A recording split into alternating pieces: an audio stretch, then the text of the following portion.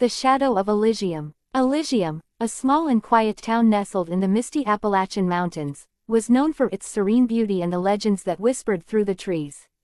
It was a place where the old and the new coexisted, where cobblestone streets met modern cafes, and where secrets lay buried beneath layers of history.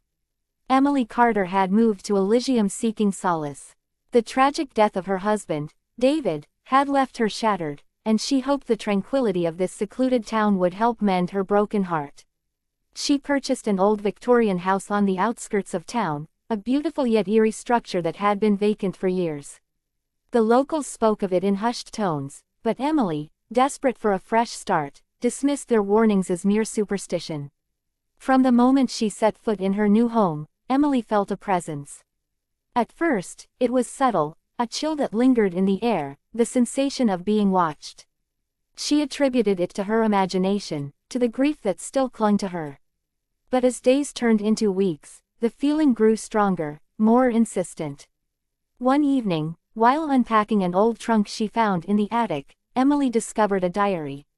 The leather-bound book was worn and brittle with age, the pages yellowed and fragile. The entries were written in a delicate, flowing script, dated over a century ago. The diary belonged to a woman named Isabella Thorne, the original owner of the house. Curiosity piqued, Emily began to read. May 3, 1889. I feel his presence more strongly each night. He watches from the shadows, his eyes burning with a hunger that chills my very soul. I fear I am losing myself to him, to the darkness he brings. May 10, 1889. He came to me last night. I could not resist his gaze, his touch. My heart races even now as I recall the sensation of his lips on my neck, the ecstasy mingled with terror. I am his, body and soul. May 15, 1889. I am no longer alone. He is with me always, in my dreams and waking hours. I see him in the mirror, his reflection intertwined with mine. I am becoming something else, something dark and eternal. God help me. Emily's hands trembled as she read Isabella's words. The entries grew more frantic, more despairing, until they abruptly stopped. The final pages of the diary were stained with what looked like dried blood. That night, Emily struggled to sleep. The house creaked and groaned, the wind howled through the trees, and the feeling of being watched intensified. She tossed and turned, her mind racing with thoughts of Isabella and the shadow that haunted her. As the clock struck midnight, Emily heard a soft whisper. It was faint, barely audible, but unmistakable. She sat up in bed, straining to hear. Emily. The voice was cold, distant, and yet it felt as if it were right next to her. Her heart pounded in her chest as she scanned the room, her eyes struggling to pierce the darkness. There, in the corner, she saw a figure. Tall, gaunt, with eyes that glowed like embers. Who are you? She whispered, her voice trembling. The figure stepped forward, the shadows clinging to him like a cloak.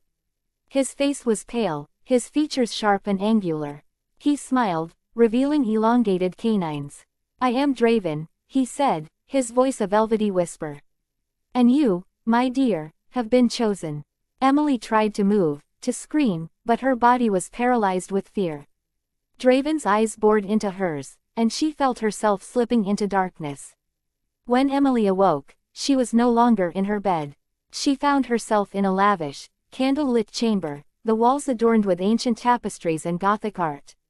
She was lying on a velvet chaise, her wrists bound with silken cords. Draven stood before her, a look of amusement on his face. Welcome to my sanctuary, he said, his voice smooth and hypnotic. You have so many questions, I can see it in your eyes. Fear not, for all will be revealed in due time. Why me? Emily managed to whisper, her throat dry and her voice weak. Draven's smile widened. You are special, Emily. Your spirit is strong, your beauty captivating. You are the perfect vessel for my eternal companion. Emily's mind raced. She had heard stories of vampires, creatures of the night who fed on the blood of the living, but she had never believed them to be real. Now, faced with the undeniable presence of Draven, she had no choice but to accept the horrifying truth. I don't want this, she said, tears streaming down her face. Draven knelt beside her, his cold fingers brushing away her tears. It is not a matter of want, my dear. It is destiny. You will come to embrace it, as Isabella did before you. The mention of Isabella sent a jolt of fear through Emily. What happened to her? Draven's expression darkened. She resisted at first, as you are. But in time, she came to accept her fate. She became my queen, my eternal love. But alas, all things must come to an end. She grew weary, and I released her from her suffering. Emily shuddered, the weight of Draven's words sinking in. She realized that her only chance of survival was to play along, to bide her time and find a way to escape. Days turned into weeks as Emily remained a prisoner in Draven's lair. He fed her, clothed her, and spoke to her of the wonders and horrors of his immortal existence. She learned of his origins, how he had been cursed centuries ago, and how he had roamed the earth in search of a worthy companion. Despite the fear that gnawed at her, Emily found herself drawn to Draven. His charisma was undeniable, his intelligence and wit captivating. But she never forgot what he was, and she never ceased plotting her escape. One night, as Draven prepared to leave on one of his nightly hunts, Emily made her move. She had discovered a hidden passageway in the chamber, concealed behind a tapestry. With her heart pounding in her chest, she slipped through the passage and into the darkness beyond. The passage led to a labyrinth of tunnels beneath the house. Emily stumbled through the darkness, her hands grazing the cold, damp walls as she searched for an exit. She could hear Draven's voice echoing in the distance, calling her name, growing closer with each passing moment. Desperation fueled her steps as she finally emerged into the night. The moon hung low in the sky, casting an eerie glow over the landscape. Emily ran through the forest, the branches clawing at her skin, the underbrush tearing at her clothes. She could hear Draven behind her, his footsteps swift and relentless. She reached the edge of the forest and saw the lights of Elysium in the distance. Hope surged within her as she sprinted toward the town, her breath coming in ragged gasps. She stumbled onto the main street, her appearance wild and disheveled, drawing the attention of the townspeople. "Help me," she cried, her voice hoarse. "He's coming. He's going to kill me." The townspeople looked at her with a mix of confusion and concern. They had heard the stories, the legends of the vampire that haunted the old Victorian house, but none had ever seen him. They hesitated, unsure of what to do. Before anyone could react, Draven appeared at the edge of the forest. His eyes locked onto Emily, and a sinister smile spread across his face. He stepped forward, his movements fluid and graceful, like a predator stalking its prey. "You cannot escape me, Emily," he said, his voice carrying over the crowd. "You are mine." Emily backed away, her mind racing for a solution. She spotted the town's church, its tall steeple rising above the rooftops. Without a second thought, she ran toward it, the townspeople parting to let her pass. She burst through the church doors and stumbled down the aisle, collapsing at the altar. She looked up at the crucifix hanging above, the symbol of faith and salvation. "Please," she whispered, her voice barely audible. "Save me." Draven entered the church, his presence filling the sacred space with an oppressive darkness. He approached Emily, his eyes burning with an unholy fire. "You think this place can protect you?" he sneered. "You think your faith can save you?" Emily looked up at him, her fear giving way to a newfound determination. She reached for the crucifix, her fingers wrapping around the cold metal. "By the power of God, I command you to leave," she cried, her voice echoing through the church. Draven recoiled, his face contorting with rage and pain. The crucifix glowed with a blinding light, and he screamed, a sound that shook the very foundations of the church.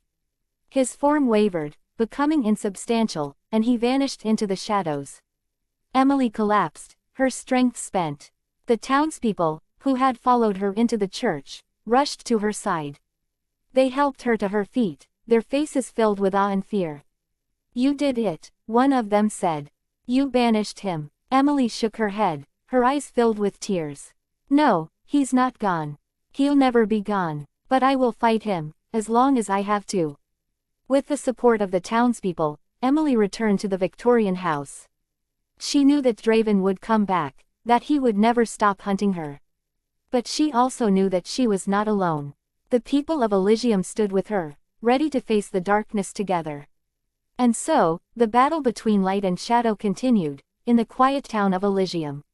The legend of the vampire and the woman who defied him became a part of the town's history, a reminder that even in the darkest of times, hope and courage could prevail. As the years passed, Emily grew stronger, wiser. She learned the ways of the old legends, the rituals and symbols that could keep Draven at bay. She became the guardian of Elysium, the protector of its people. The old Victorian house, once a place of fear, became a sanctuary. Draven's presence never fully disappeared. He lingered in the shadows, a constant reminder of the battle that raged between them. But Emily never wavered. She knew that as long as she lived, she would fight to keep the darkness at bay. Elysium thrived under her watchful eye. The town grew and prospered, the legends of the vampire and his eternal queen fading into folklore. But Emily never forgot. She kept Isabella's diary close, a reminder of the woman who had come before her, and the legacy she had inherited. In the end, Emily found peace. She knew that her battle was far from over, but she also knew that she was not alone. The people of Elysium stood with her, their faith and courage a beacon of hope in the face of darkness. And so, the story of Emily Carter, the woman who defied the vampire Draven, lived on. A tale of horror and hope, of courage and resilience, it became a part of the very fabric of Elysium. A reminder that even in the darkest of times, the light of the human spirit could shine through, unyielding and eternal.